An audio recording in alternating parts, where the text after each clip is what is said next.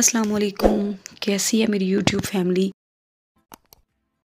امید ہے کہ آپ سب خیریت سے ہوں گے۔ آج کا جو ہمارا موضوع ہے وہ استغفار کے بارے میں ہے۔ بسم اللہ الرحمن الرحیم۔ حضرت سیدنا عبداللہ بن عباس رضی اللہ تعالیٰ عنہ سے روایت ہے کہ رسول اللہ صلی اللہ علیہ وسلم نے فرمایا، جس نے استغفار کو اپنے اوپر لازم کر لیا، اللہ تعالیٰ اس کی ہر پریشانی دور فرمائے گا اور ہر تنگی سے اسے راحت عطا فرمائے گا، جہاں سے اسے گمان بھی نہ ہوگا۔ سنن ابن ماجہ۔ ایک واقعہ ہے کہ ایک شخص امام غزالی کے پاس آیا، مجھے یہ مسئلہ ہے۔ انہوں نے کہا استغفار پڑھو۔ وہ حیران ہوا کہ آپ کو مسئلہ بتا رہا ہوں، آپ کہہ رہے ہیں کہ استغفار کر۔ ایک اور شخص نے مسئلہ بیان کیا، آپ نے کہا استغفار کر۔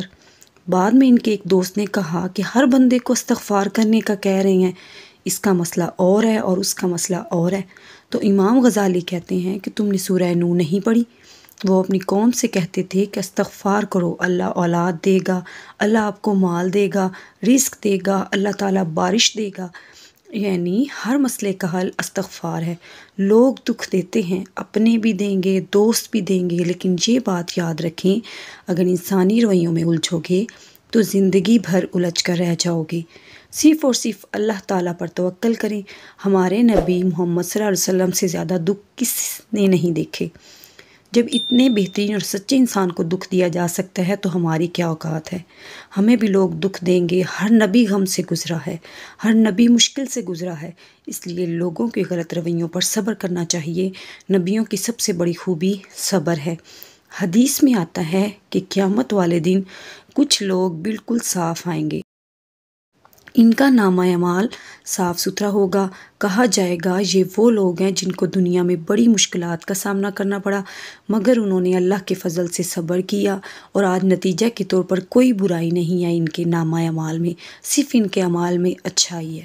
وبشر الصابرین۔ ترجمہ، بے شک اللہ تعالیٰ صبر کرنے والوں کو بشارت دیتا ہے۔ اللہ تعالیٰ تمہیں سلام پیش کرتا ہے۔